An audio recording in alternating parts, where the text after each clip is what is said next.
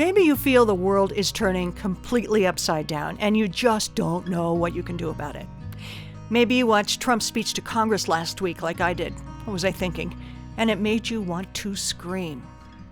At Jefferson Unitarian Church, we are calling for faithful resistance. And it's not just a JUC thing. We hope it goes way beyond our walls to all people of goodwill who want to do something. And with this new weekly podcast, our message is that we cannot bury our heads in the sand. So today you'll hear a couple of stories of what's possible, and we'll have a calendar of faithful resistance events. Top of the list this week, community organizing. Last weekend, the group called Together Colorado put on the first of 2 trainings about community organizing, and more than 30 of us from JUC were enthusiastically there. You're about to hear from some of them and from one of the organizers. A major tenet of community organizing is starting with a core group of enthusiastic people and showing them how to bring more and more people into the fold. More and more people, more and more voices. And that can turn into actual political power, and that is certainly what we need these days. So how do you get more and more people on board? The tool that Together Colorado teaches is house meetings. Together Colorado wants to engage more people across the state, and one way to do that is person to person. Invite eight people around there and have them come and just have a conversation about what really matters. We think house meetings are, in a simple way, just a way for folks to be in a relationship and start to take action and making the world a more just place, advancing human dignity, advancing hope, and giving people real concrete ways to do that. Not in the next 10 years, but now. People are in their homes, secluded, angry, feeling helpless, concerned, and not knowing what to do about it. This gives a chance to be together in a house meeting, develop relationship, gain power as a group. We had a really good turnout of JUC people this morning, and just within the Arvada area, we've had people commit to doing 16 gatherings with their neighbors and friends. So I think we'll really start to move ahead. We've worked mostly with housing in the last couple of years with JUC, and I think this will also give us an opportunity to learn about some of the other passions that our members have. I think the big picture goal is a country and a community and a state that really is responsive to the needs of those closest to the pain, those at the margin, those who don't have a voice, and to community in general, instead of responsive to corporate interests and the status quo. This is an effort that really needs to come from the bottom, from the people.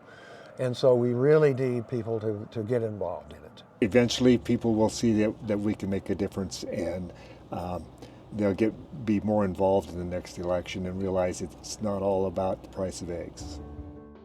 Yes, indeed, more than the price of eggs. So if you couldn't make Saturday's training, there is another one this Sunday, March 16th, from 1 to 7 at Montview Presbyterian Church in Denver. Please register at togethercolorado.org so they can plan for supplies and food. So here are other opportunities for action coming up in the next week. Our church, JUC, is starting a new series called Justice Matters: Resistance Through Progressive Action. The first session is Saturday, March 15th at 12:30. You'll hear from folks from Arvadans for Progressive Action and from Indivisible Colorado to learn about what they do in education, action, advocacy. Monday the 17th is time to put on your walking shoes for the Stand With Immigrants Rally and March. This is a big one. It starts at 11 o'clock in the morning outside the Grand Hyatt Hotel at 1750 Welton Street in downtown Denver, and then the group will march several blocks to the state capitol. This is a biggie because, in part, you'll be joined by famous labor organizer Dolores Huerta. Here's something you can do anytime this week. In the campaign called Freedom to Fly, you can submit comments to the U.S. State Department to protect trans passport access. Make your voice heard on the anti-trans changes involving gender markers on passports. You'll find a link to submit your comments on the Faithful Resistance page at jeffersonunitarian.org. There are 2 more events this week at our church in Golden, and we have an interview coming up to describe them. Here's the list. This week's Mobilizing Monday starts at 6 o'clock, and it's a call to Congress people to advocate for trans rights. We'll set up a phone bank. And on Tuesday evening at 6 o'clock, JUC's Queer Connections group is partnering with Denver Health to present lessons in gender-affirming care. We spoke with JUC's ministerial intern, Michael DeSantis, about these two events. Welcome, Michael, and thanks for joining us. We have a couple of things we want to talk about today, about events that are coming up at Jefferson Unitarian Church. One is Mobilizing Mondays, which of course is on Monday, and it's a phone bank for trans rights. So, Michael, tell me a little bit about a person walks in the door at JUC at 6 o'clock, and what would they expect to do to participate in this? Yeah. That's a great question, Chris. And it's great to be here. Thanks for having me on this little podcast. So here's what we'll be doing. We will be meeting to gather and call our elected representatives together. And the hope is that we will create a script that we can use, and then that we will engage in that calling together. And there's a couple pieces that I think are important about this, right? Is that one of the big pieces that we know about this kind of work is that the important part is actually the volume of calls. Like, it's actually not so much that we have a perfectly worded statement, but it is to just say that we as a community, we as people who are your constituents in mass, that we care about trans rights and defending those. And so that's really the point of this. Sometimes calling can feel really intimidating, but actually calling our folks as our representatives only takes a couple minutes. And so that's the pieces. So doing it together is sort of a reminder of that. And then also just to sort of be a bit of like, how do we do this? And actually the way of doing it is actually not that involved. It'll be basically just saying who you are, where you're from, did you vote for this person in the last election, and then please defend trans rights. And here's maybe a couple ways to do that, a couple of sentences. That's it. One of my questions is, will you actually speak with a person, or are you leaving a voicemail? Yeah. So almost always we will be leaving voicemails at this point. And that's really just the way it is at this point. Their phone lines are so clogged up, which is great. And we want to keep them that way, right? And so for a lot of these issues, really, they're just going through, they have a low-level staffer going through and actually just honestly just tallying up pro, con, and for certain issues. And so for the most part, they're just letting it go to their voicemail. Another question that comes to mind is that in this congressional district, Brittany Pedersen, Democrat, why do we need to call a Democrat?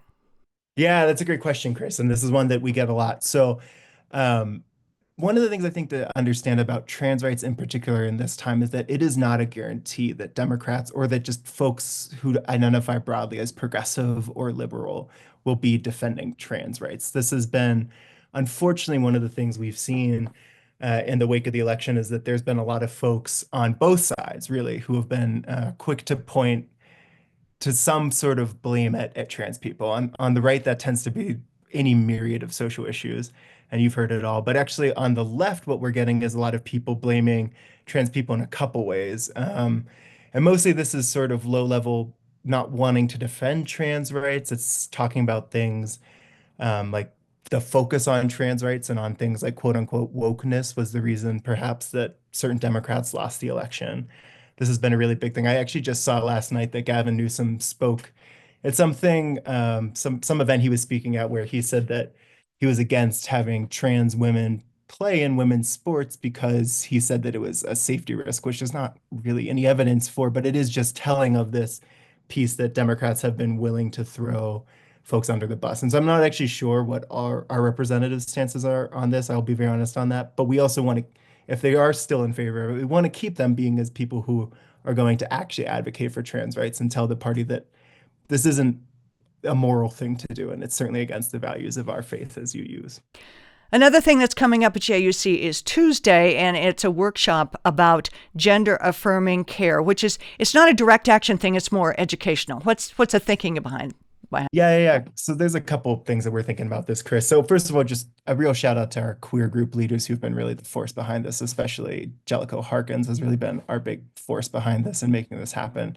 But there's really two pieces on this. So the first one is really just actually directly supporting our trans folks in our congregation and in the wider community. And so this is thinking about how can we make sure that trans folks who are members of JUC or members of this wider community know what kind of forms of gender affirming care are available to them. So there's a lot of myths about gender affirming care, and the popular narratives around it are just, to be really honest with you, they're just untrue, and they're terrible. And so there's so much misinformation out there that we want people to know what kind of stuff is available and also where they might be able to get that, knowing that it's a changing landscape. So It's really going to be focused on trans folks and on parents of trans kids and telling them like, here's the kind of care that you can that you can expect or perhaps would be focused on for a minor, and then for young adults, and then for older adults, and sort of just moving up through the spectrum of life for a whole lifespan. And the who are second the subject matter experts for this? Yes, so they're going to be this is from Denver Health. And so this is some folks from Denver Health. And none of this is obviously, it's sort of the same thing anytime you go to a legal presentation where they're like, this is not legal advice. Like, it's not necessarily medical advice. It's really just letting people know about the spectrum of things that are out there. Because this is one of the things that is just not covered very well, is that any of this gender affirming care stuff has to be approved by a physician, at least any of the medical pieces. And it's often, there's quite a lot of barriers in that. And so Denver Health they'll be having some folks come in. I imagine a question a lot of people would have is that, well, I heard Denver Health has stopped doing care for trans kids, like gender affirming care, and that's true, but they also are still referring out to places where that are doing that kind of work. And so that's also going to be, I believe, part of the conversation, or certainly something that they would have the knowledge of is who is still doing this care in our area. Okay, so that's Tuesday at 6 from 6 to 8. And education is definitely part of Faithful Resistance.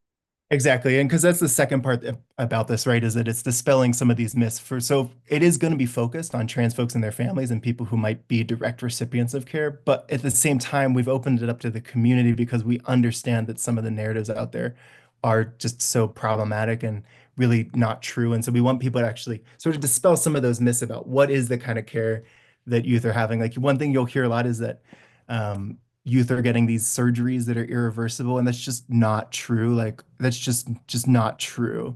The vast majority of transitioning for minors is just social, and then the other one that's really common is just puberty blockers, and that is to just keep the kid from going through puberty. And if you stop the puberty blockers after that, puberty goes and happens normally. But so it's sort of going to be things like that. Like, how can our people get educated so that when they hear other people saying these things about trans folks, maybe we can intervene in a way that is actually bringing some truth and some actual compassion to our trans neighbors into the conversation.